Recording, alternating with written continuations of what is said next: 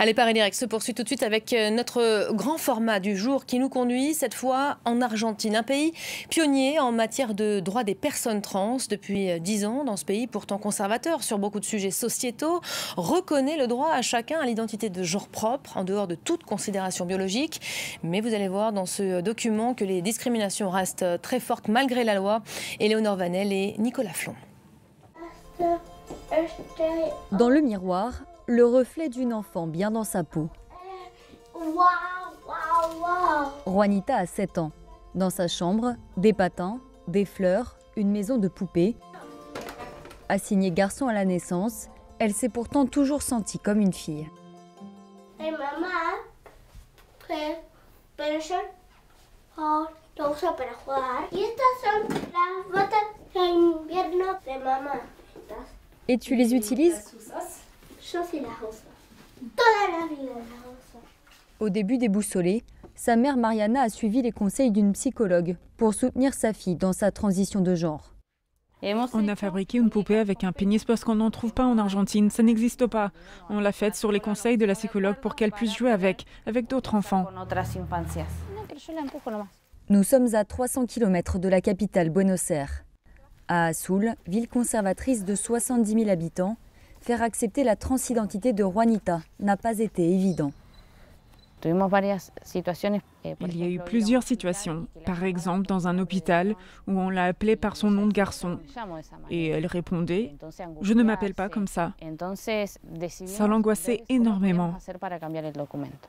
Pour entamer des démarches, la famille de la petite fille entre en contact avec un avocat des droits de l'homme. Facundo Achaga prend en charge le dossier en 2020. Juanita est alors âgée de 5 ans. J'ai essayé de la connaître un peu, savoir si elle se percevait comme une fille, mais sans me montrer trop intrusif non plus. Donc je lui ai demandé de se dessiner, et elle s'est représentée avec les cheveux longs et une robe. Et quand l'avocat lui demande d'écrire son prénom, la petite fille inscrit celui qu'elle s'est elle-même choisi, Juanita. La procédure pour changer ses papiers d'identité prend moins d'1 mois.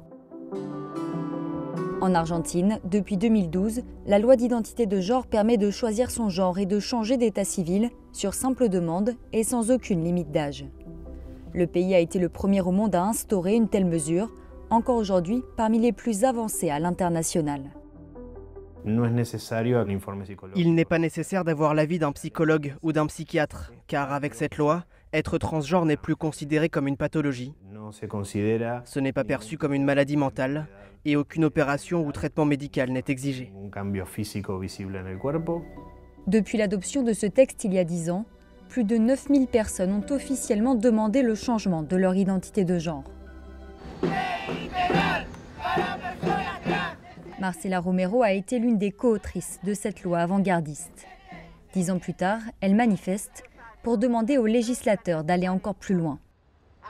El Estado argentino, la democracia tiene una deuda con la población trans.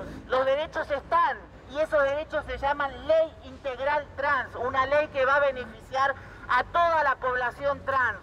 Une loi globale qui doit être débattue au Congrès avec pour objectif de garantir davantage d'inclusion sociale. Car dans ce pays pionnier en matière des droits des trans, 80% d'entre eux vivent pourtant dans la précarité. L'espérance de vie d'une femme trans en Argentine est de 35-40 ans à cause de l'exclusion sociale. Vivre en dehors du système entraîne un manque de soins médicaux, un manque de considération pour trouver un logement, du travail, de tout ce dont bénéficient les autres personnes. Une forte discrimination qui se traduit parfois par des crimes de haine. En 2020, 129 personnes trans en ont été victimes. À 32 ans, Fiorella a été confrontée quasiment toute sa vie à cette violence, très ancrée dans la société. J'ai vécu à la rue, j'ai dû me prostituer. Je n'ai pas pu terminer mes études secondaires, pas pu trouver du travail. Donc sur le plan personnel, ça m'a énormément affectée. Et l'histoire de Fiorella est loin d'être un cas à part. En Argentine, moins d'un quart des personnes trans terminent leurs études secondaires. 95% ont un emploi précaire ou sont au chômage. Une grande majorité tire ses revenus de la prostitution. Conscient de ces difficultés d'accès à l'emploi, ce grand groupe financier a créé en 2018 un réseau d'entreprises baptisé Pride Connection. Celui-ci promeut des mesures plus inclusives envers les LGBT+, pour mieux les intégrer au monde du travail. Par exemple, dans un entretien d'embauche, on est amené à utiliser des pronoms « il » ou « elle ». Donc on va ouvertement demander aux candidats « quels pronoms souhaitez-vous qu'on utilise ?» Des choses comme ça qui ne nous semblaient pas si évidentes par le passé. Sébastien fait partie des 2 salariés trans de l'entreprise JP Morgan. Embauché fin 2020, ce cadre de 36 ans supervise une vingtaine de personnes. Avec son exemple, il espère faire évoluer les mentalités. Dans notre société, on ne s'imagine pas qu'une personne trans puisse travailler dans ce genre de lieu. Donc le simple fait d'être ici, d'occuper un poste de direction dans une entreprise multinationale, c'est un acte révolutionnaire d'une certaine façon.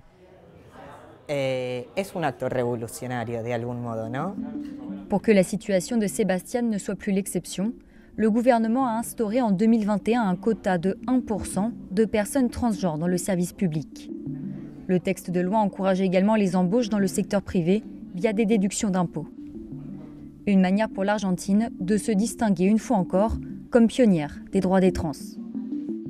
On poursuit maintenant avec les sports et les adieux au tennis d'un grand champion français malheureusement éliminé dès le premier tour de Roland Garros. J'ai nommé Jo-Wilfried Tsonga. Regardez.